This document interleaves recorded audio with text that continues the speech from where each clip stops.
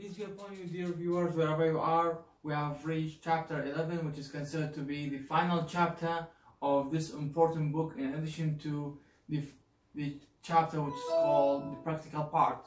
We are not dealing with the practical part because we have given you all the rules and tools that are required to translate any text in English into Arabic and Arabic into English. مرحبا بكم أعزائي المشاهدين، وصلنا وإياكم إلى الفصل الأخير في كتابنا، كتاب مدخل إلى الترجمة. إلى الفصل الذي يأتي بعد هذا الفصل، فصل عملي بحت مخصص لترجمات النصوص ومتوفرة كل النصوص فيها. فأعطيناكم كل القواعد المطلوبة لترجمة النص الإنجليزي إلى العربي، والجمل وتفكيك الجملة وتركيب الجملة العربية والإنجليزية، وما هي أهم الشروط وأهم القواعد المطلوبة للترجمة. ونتحدث اليوم على كيفية ترجمة العناوين الإخبارية، وما هي أهم شروط ترجمة العنوان الإخباري بالطريقة المطلوبة.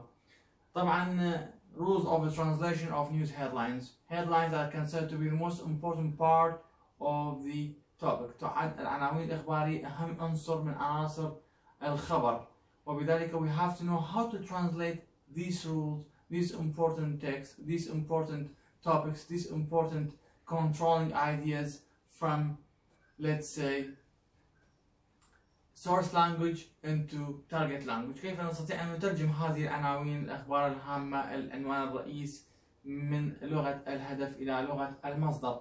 القاعدة الأولى تقول دائما news headlines are incomplete. العناوين الإخبارية عناوين غير كاملة من حيث القواعد وقد يكون من حيث المعنى.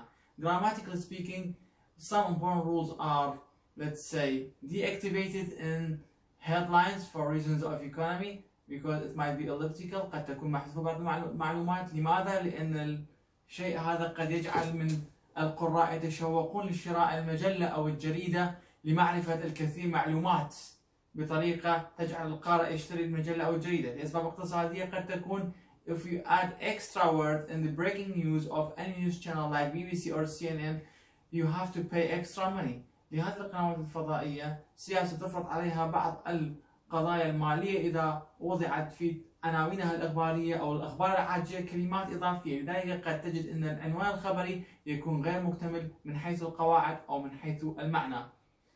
في سبيل المثال، تخفيض أكثر في سلم الرواتب. كيف تترجم هذا عنوان خبري بالعربية؟ more salaries cuts. more salaries cuts. إذا more salaries cuts العنوان الخبري في الإنجليزي ترجم إلى تخفيض أكثر في سلم الرواتب. النقطة الثانية والأهم، main headlines consist of series of nouns. قد تكون العناوين الرئيسية تحتوي على سلسلة من الكلمات التي تصف بعضها البعض. بمعنى آخر، هذه الكلمات تعمل مع الصفة في هذه العناوين الإخبارية. car company salaries cut through. كيف نستطيع ترجمة هذه الجملة العربية؟ خلاف بشأن تقليص الرواتب في إحدى شركات صناعة السيارات. إذا كيف عرفنا هذا الشيء؟ من خلال سياق النص المطلوب. إذا ما هو تفسير هذا الخبر؟ disagreement about reduction. إذا معناه disagreement about reduction، حول تخفيض in salaries في رواتب at a company that manufactures car، في شركة تصنع السيارات. إذا علينا أن نكون قادرين على فهم الخبر ونكون قادرين على استيعاب العنوان الخبري، لأنه العنوان الخبري يرتبط ارتباطا مباشرا بالخبر. العنوان الخبري عنده علاقة وثيقة بالخبر. So the headline and the news are deeply interrelated. العنوان والخبر مرتبطان ارتباطا قويا. Definite and indefinite articles are not used. Auxiliary verb and verb to be are not used. الأدوات المعرفة والتنكير، أدوات التعريف والتنكير في اللغة الإنجليزية تستخدم أثناء ترجمة العناوين العربية مثل a with the، والعكس صحيح. أدوات التنكير لا تستخدم لترجمة العناوين العربية إلى الإنجليزية مثل a with the والan، بالإضافة للverb to be is are was were. هذه الأمور be لا تستخدم في ترجمتها. يقول الأستاذ سونيت شكسبير أو سونيت شكسبير جميلة.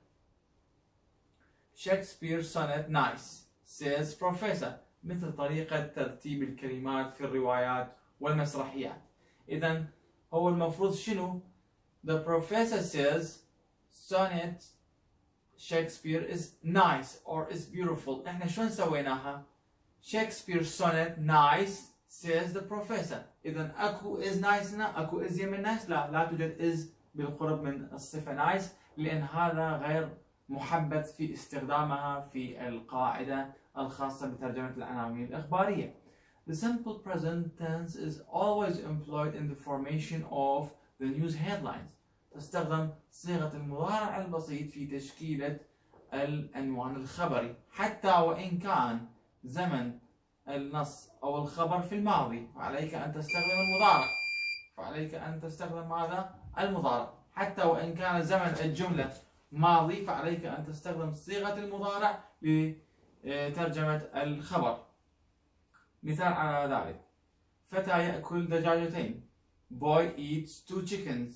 هو المفروض حسب سياق النص اللي أخذنا منه هذا العنوان نص في حدث في الماضي وما يزال تأثير قائم، إذن المضارع البسيط، لكن استخدم المضارع التام، لكن استخدم المضارع البسيط حسب قاعدة الخبر. هو has eaten وإحنا سويناه eats حتى نلتزم بالقاعدة. Present progressive is used without verb to be in the headlines to highlight the changes. إذا نستخدم صيغة المضارع المستمر دون وجود اللاحقة is أو are was أو were.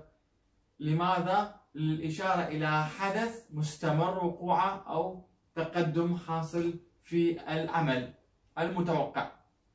على سبيل المثال: العلماء يقولون درجة حرارة ألمانيا في انخفاض. مثلا Germany getting colder says scientists. إذا colder، إذا هناك شنو ماذا؟ هناك أكو getting colder، هناك أكو توقع بأنه ينخفض درجة حرارة ألمانيا بهذه الطريقة. In headlines some words are used as nouns. في بعض العناوين الإخبارية تستخدم بعض الكلمات على شكل أسماء and they are employed as verbs، وقد توظف على شكل أفعال في أوقات أخرى. Therefore translating headlines could be a very difficult task. وبهذا قد تكون ترجمة العناوين الإخبارية أمرا صعبا، وخصوصا for inexperienced translators، وخصوصا المترجمين أصحاب الخبرة القليلة جدا في هذا المجال. UN increases aid to third world. هذا هو العنوان. UN increases aid to third world. Explanation: the UN increases its help. Increases is a verb and aid is a noun. إذا عندك UN الأمم المتحدة تزيد من مساعداتها إلى دول العالم الثالث. إذا increase والaid. increase هنا يجي فعل، جاء فعل، والايد قد يكون فعل او اسم، لكن increase هنا فعل وايد هنا اسم، ايد مساعدة. كيف تترجم؟ الامم المتحدة تزيد مساعدتها لدول العالم الثالث. To زائد infinitive verb is employed to refer to future time in headlines. كيف نستطيع ان نصب وقت المستقبل في الاخبار؟ احنا عرفنا بانه present simple is used whether the tense of the sentence or the headline or the text of the news is present or past. But how can we describe futurity? We can describe future time in headlines by employment of to plus infinitive verb. يعني verb in the infinitive form. يعني US president to visit Turkey. الرئيس الأمريكي سيزور تركيا. إذا كيف نحن مثلا أنطي طلابي I give my students a text embracing a headline in future time. الرئيس الأمريكي سيزور تركيا، وأطلب منهم يترجمونه إلى اللغة الإنجليزية. ما عليهم فعله هو US President، يستخدمون ال abbreviations US President to visit Turkey من خلال السياق. لازم ما يسووا will visit، إذا سووا will visit هذا خطأ. عليهم يضيفون ماذا؟ to plus visit Turkey. Preposition for is also used in headlines، وتستخدم حرف الجر for في العناوين من أجل الإشارة إلى الخطط المستقبلية. Boots for Wuhan. Boots كما تعرفون coronavirus is spread in the world, especially in the epicenter of this incredible country called China, and the epicenter of this virus is Wuhan. Boots for Wuhan. إرسال قوات إلى مقاطعة ووهان الصينية. إذا ماذا يعني هنا؟ Are soldiers boots تعني soldiers going to be sent ترسل إلى ووهان في الصين؟ هل سيرسل الجنود إلى ووهان؟ لأن العبارة كالآتي boots for ووهان علامة استفهام. كيف نترجمها للغة العربية؟ هل يتم أو هل سيتم إرسال جنود إلى ووهان في مثلا إلى هذه المنطقة؟ كيف عرفنا هذا مستقبل؟ لأنه for تستخدم للفيوتشر بلان، تستخدم الخطط المتوقعة and this haven't happened yet وهذه الخطط لم تحدث حتى الآن. therefore for is used to refer to future plan.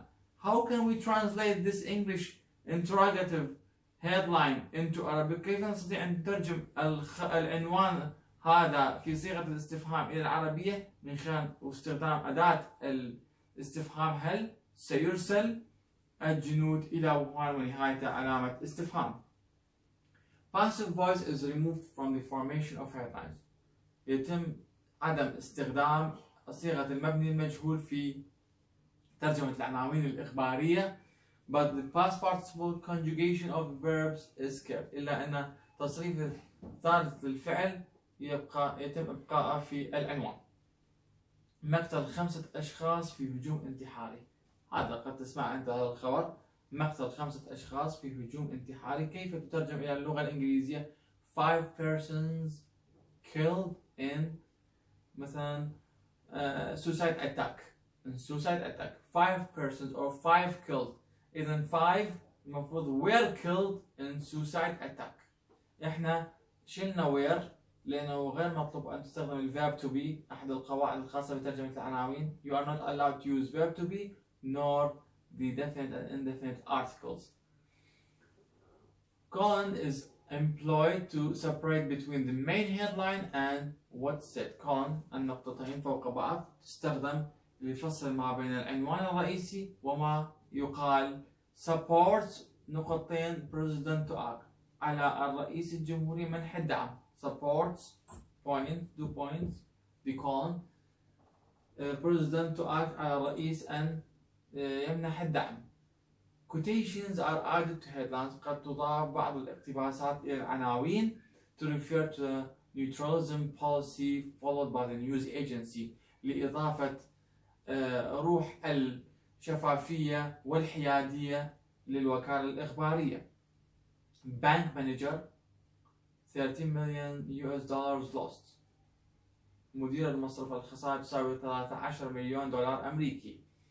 question mark is used to refer to the following point. يستخدم علامة الاستفهام للإشارة إلى أما إن الخبر غير مؤكد أو or another piece of information أو معلومة إضافية.